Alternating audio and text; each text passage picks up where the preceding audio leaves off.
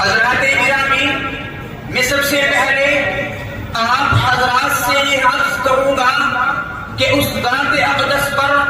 درود پاک کا نذرانہ پیش کرے۔ جو اٹھے تو آسمان کو بلندی مل جائے،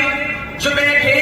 تو دھرتی کو سکون مل جائے، جو مسکرا دے تو ستارے چمکنے لگے، جو بولے تو آنا دل چہکنے لگے، جس کے لباس کی ادائیں قرآن آیات بن جائے، جو چادر اوڑھ کر آ جائے تو قرآن پکار اٹھے یا ایھا المزمل، جو کملی اوڑھ کر آ جائے تو قرآن پکار اٹھے یا ایھا المدثر، خلوتوں میں جو سب بسد بھی، جو سر بسجدہ وہ سر بکف بھی، جو عابد بھی ہو اور مجاہد بھی ہو، جو رازدار فقر و غنا بھی ہو، جو تاجدار جود و صفا بھی ہو، جس کی طرح سے صبح کو سویرا ملے، جس کی زلفوں کی مستی سے راتوں کو اندھیرا ملے، جس کے شبنم سے جنت مچلنے لگے، جس کے غصے سے جہنم ابلنے لگے، جس کے قدم اٹھے تو عرش معلا کو پہنچ جائے، جس کی انگلی اٹھے تو آفتاب و عرش ہو جائے، جس کی نگاہ اٹھے تو دشمن دوست ہو جائے،